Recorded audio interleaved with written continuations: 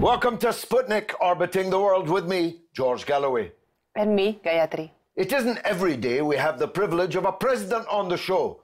This is no ordinary president, but the president of a land whose people have been ethnically cleansed from their homeland to make way for a US war base, and on which the torture of kidnapped people from around the world appears to have taken place, and a base given to the US military by us, the British. It is, of course, Diego Garcia, part of the Chagos Islands, highlighted on the show when we interviewed British TV host and human rights campaigner Ben Fogel in a landmark interview. Today we can go one better and welcome onto the Sputnik the man chosen by the Chagossians to represent them on the world stage, their president, Allen Vincatassin. President, thank you for joining us. I'm struck by the British Union flag on your lapel. You live, of course, in Sussex, like thousands of others of your exiled compatriots. Don't you feel a little bit bitter about the British? Why are you flying their flag? Well, Diego Garcia, my homeland, is still a British overseas territory, and I wanted to remain such for more years because we were exiled between 1965 and 1973. We wanted to remain a British overseas territory because the UK has got responsibility to resettle us on our homeland. Indeed they do. So this crime took place mainly under a Labour government in the 1960s. How do you think today's Conservative Prime Minister views your flight? We submitted a memorandum to the Prime Minister before the general election, asking him to give us our right to return in a pilot resettlement. The problem that we have had is that there was no clear indication about the demand on the number of Chagossians who wanted to return. Certainly, the cost is a bit uncertain. The government has replied that they will need to do more work so that a final decision can be made. Now, you've produced this book, The Flight to Freedom. Tell us what's in it. The book, The Flight to Freedom, is about the story when I came for the first time with the first group in the UK for a better life, a new life, running away from poverty, which we were made to suffer in Mauritius by the UK government. So the book relates how I orchestrated the migration of our people in the United Kingdom. You had the right to do so, of course, at the time, not a right that many people would have today. What's happened to your people since they were turfed out to make way for this American war base? We were forced in abject poverty in Mauritius. We were considered as second-class citizens there. The state of Mauritius is having an issue with regards to sovereignty over our homeland. They want sovereignty from the UK, and that's why I'm here to fight for the cause of my people, because I believe this is our country. It should remain a UK overseas territory, and we as UK overseas territory citizens, we need to be able to return as such a citizen in our homeland. And why can't you return? Are you physically barred? Does your passport preclude you? How do they actually bar you? We are British citizens with a British passport, but because of the military base, a US military base in our homeland, it makes it impossible for us to return. There are several orders in council that have been done in this country to prevent us from returning, and there is still another one. But we continue to campaign on our rights of return. So recently, the Conservative government appointed the firm KPMG to do a feasibility study on return. The feasibility study shows clearly that there is no legal barrier to our return, except that the government must invest the money that is needed for a pilot resettlement. And I think that's a way forward. That's a moral way forward for the UK. Otherwise, we cannot stay continuously in exile from our homeland. The lease for the US airbase on the islands is about to expire next year. Is this somehow stopping or bringing you more hope to return to the islands? The lease will continue for another 25 years. It will not stop next year. If the UK or the US want to stop this agreement, then they will have to renegotiate it or it will come to an end. Whereas if both parties want to continue, there will be no negotiation. Yeah. And I believe this is the right time for the UK government to do the necessary to allow us back, and certainly to invest the money that is needed for a pilot resettlement, which is the capital cost is below 60 million. And I believe also that the Americans got a moral duty also to chip in some money for a pilot resettlement on Diego Garcia. The situation that we have is that we have a government that needs to make decision, and they need to make the decision quickly because our old people, the old natives, are dying. Yeah.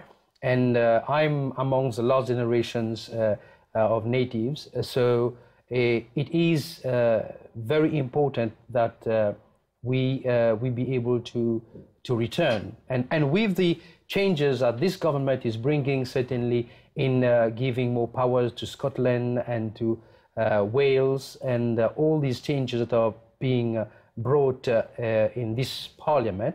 So I think it is a moral duty of this government to allow us to return.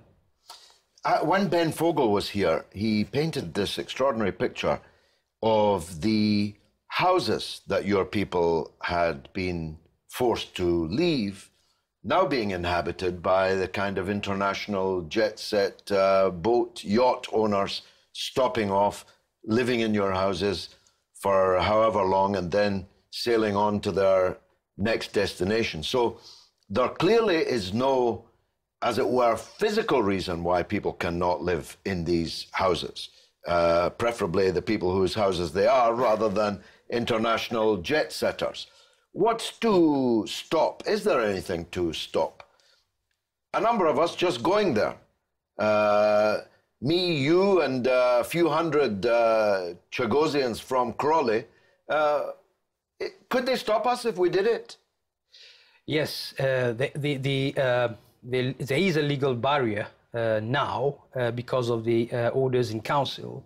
So if, for example, we take a boat or a plane, you can't land there, and a boat, you can't get there without a permission. This is which navy would intercept you, the British or the US? That would be the British and the US. Both. Even though you're a British citizen, yes, factually. Yes, that would be very embarrassing for the Prime Minister, I must say. Yes, we have. That makes it all the more attractive to me as an idea.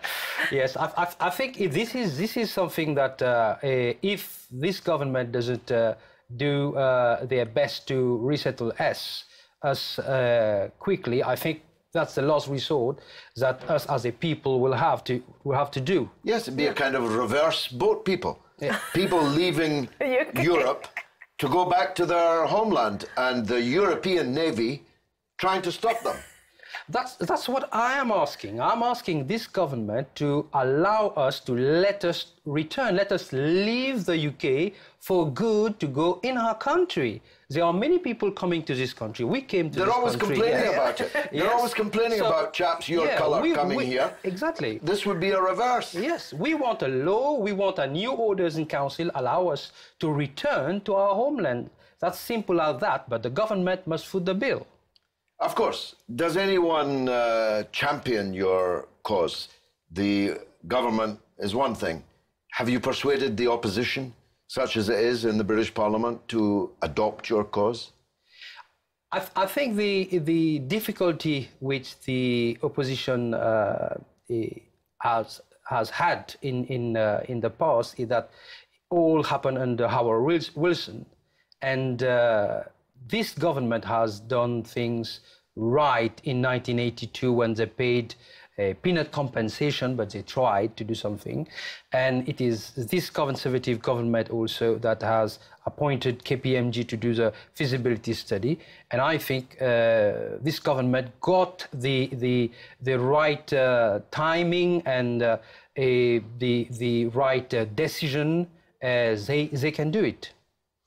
Well, I must tell you, if you're ever organizing an expedition to reclaim Diego Garcia in the Indian Ocean, I want to be on board. I'll be one of your deckhands on the flagship as we go back. Gayatri too.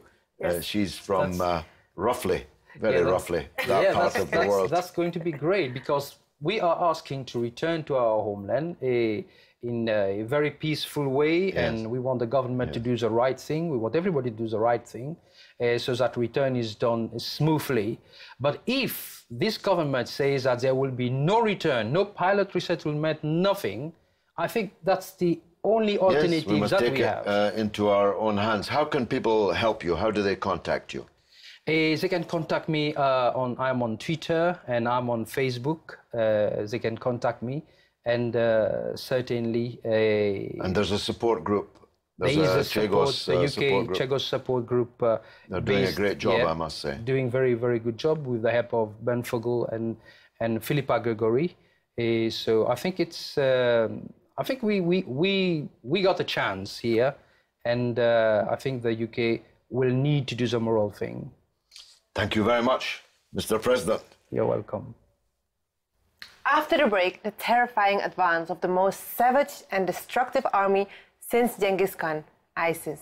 Now just 60 miles from Baghdad and steadily advancing on Damascus, controlling cities as far apart as Sirte in Libya and Borno in northern Nigeria. Don't miss it.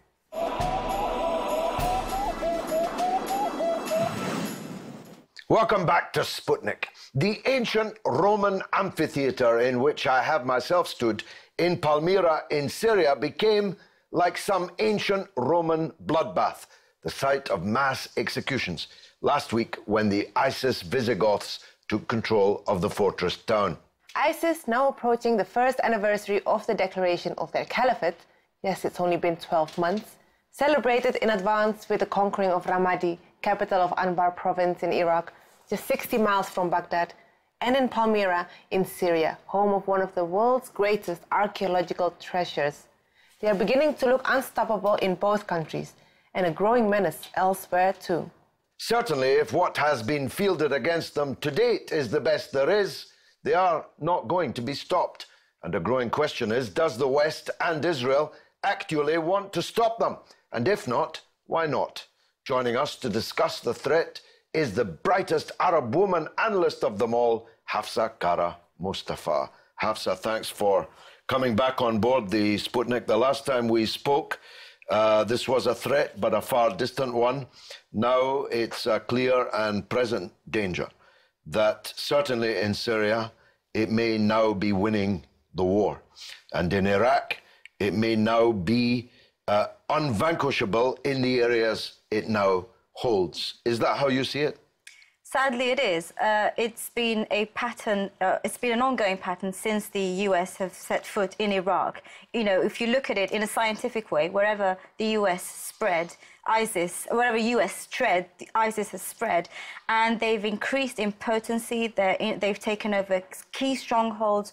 So I think it is very much looking as if ISIS is there to stay, and it's very much a force to be reckoned with. So while I was here last time, we were talking about a ragtag army that really didn't have much focus. They were coming from all over the place, but now we're seeing a very strong military force that is making major gains in some of the most key places of the Middle East. So yes, they are very much a threat, and they're looking as if they're here to stay. Let's take Syria first of all. For a long time, it looked like the Syrian regime and its army fought very heroically, sustained huge losses, remained loyal to the state, had the beating of ISIS. What's tipped the balance? Why are they now effectively in control of more of Syria than President Bashar is? Well, this is the very strange thing about what's been happening in the past 6 months alone. Up until for the best part of 4 years, we've been hearing Assad is going. Assad has got only a month to go.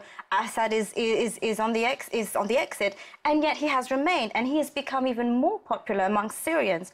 And at this crucial time where he's actually inflicting huge losses on ISIS, come a US-led coalition supposedly designed to weaken ISIS, and yet what have we seen in the past month alone? We've seen that a coalition of the most important and fearsome armies on the planet have actually strengthened ISIS. So what we've seen as a result is that Syria, the Syrian army, which, as you say, has fought heroically against ISIS forces, is actually losing the ground on many key places, in part thanks to the coalition, which is really strengthening ISIS in Syria. Well, the big question is whether that's deliberate or inadvertent. I have resisted, for obvious reasons, for 4 long years, the suspicion that this was a deliberate tactic on the part of the West.